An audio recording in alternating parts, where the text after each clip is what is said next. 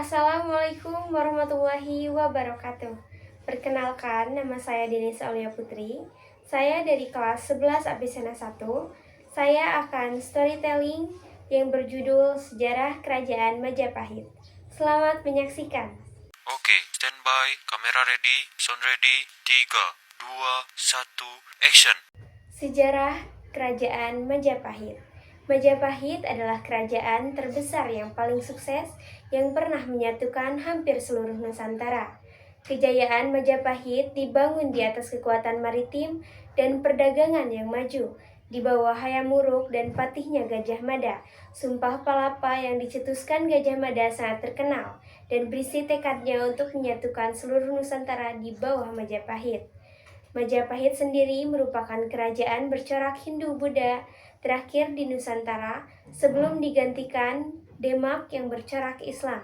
Majapahit berdiri selama 234 tahun dari mulai tahun 1293 sampai 1527 dengan pusat pemerintahan di Mojokerto, Jawa Timur. Nah, sejarah berdirinya Majapahit diawali dengan jatuhnya kerajaan Singosari saat berada di puncak kejayaannya. Seorang bupati gelang-gelang bernama Jaya Katuang berniat menyerang kerajaan Singosari. Saat itu kerajaan Singosari dipimpin Raja Kertanegara. Penyerangan itu menyebabkan Kartanegara tewas. Melihat hal itu, Raden Wijaya, menantu Kertanegara, menyelamatkan diri menyeberangi Selat Madura. Ia meminta bantuan Arya Wiraraja, penguasa Sumetep, dan memanfaatkan kedatangan pasukan Mongolia untuk menyerang Jaya Katuang. Jaya Katuang pun berhasil dikalahkan. Raden Wijaya kemudian mendirikan kerajaan Majapahit pada tahun 1293. Raden Wijaya dinobatkan sebagai raja pertama dengan gelar Prabu Kertajasa Jayawardana. Ia memimpin selama 16 tahun sebelum akhirnya meninggal pada tahun 1309. Raden Wijaya digantikan oleh putranya yang bernama Jayanagara hingga tahun 1328. Pusat pemerintahan Majapahit bergeser sedikit ke daerah Trowulan. Pada masa Jayanagara, banyak terjadi pemberontakan.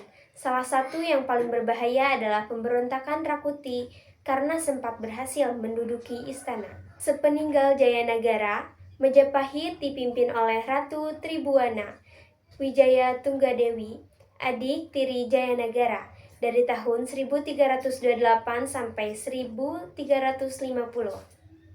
Pada masa inilah, Gajah Mada dilantik menjadi Mahapati dan mengucapkan Sumpah Palapa.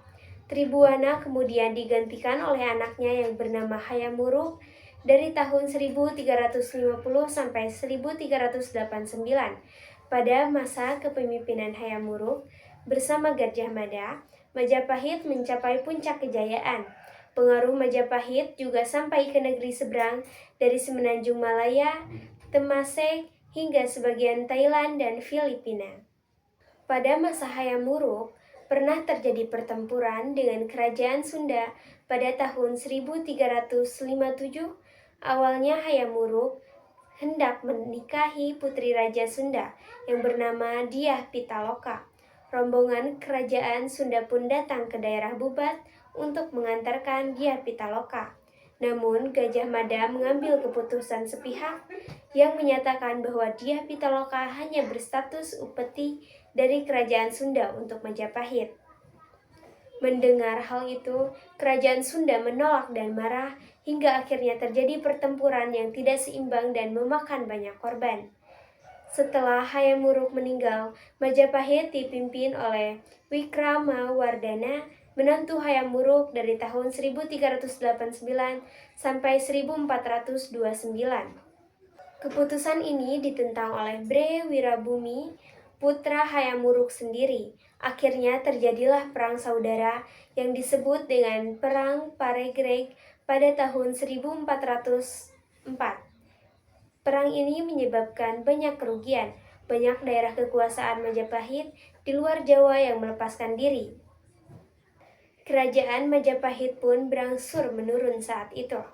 Sepeninggal Wirakrama Wardana, Majapahit dipimpin oleh putrinya, Ratu Suhita. Karena Ratu Suhita tidak memiliki putra mahkota, ia kemudian digantikan oleh adiknya Kertawijaya atau Brawijaya I. Setelah itu, Majapahit silih berganti dipimpin oleh Brawijaya II sampai Brawijaya VII. Saat itu Majapahit mengalami krisis ekonomi dan perseteruan politik, ditambah lagi dengan berdirinya Kesultanan Demak sebagai pusat kekuasaan baru di Jawa. Demak didirikan oleh Raden Patah, putra dari Brawijaya V. Majapahit akhirnya benar-benar runtuh setelah diserang oleh Kesultanan Demak sebanyak 2 kali. Cukup banyak bangunan peninggalan kerajaan Majapahit, di antaranya Candi Tikus dan Gapura Bajang Ratu. Kerajaan Majapahit juga meninggalkan prasasti seperti Prasasti Kudadu dan Prasasti Canggu. Sementara kisah masa kejayaan dan jalannya pemerintah Majapahit tertulis dalam kitab Negara Kertagama karya Empu Prapanca. Maka dari kisah kejayaan dan keruntuhan Majapahit ini, kita jadi tahu bahwa sebuah peradaban besar bisa lahir, tumbuh, dan meninggalkan jejak yang tak terhapuskan. Mari kita terus kenang dan pelajari agar semangat persatuan dan kebesaran Nusantara tetap hidup di hati kita semua. Karena sejarah bukan cuma masa lalu, tapi juga cermin untuk masa depan. Terima kasih sudah menyimak. Sampai jumpa di cerita berikutnya.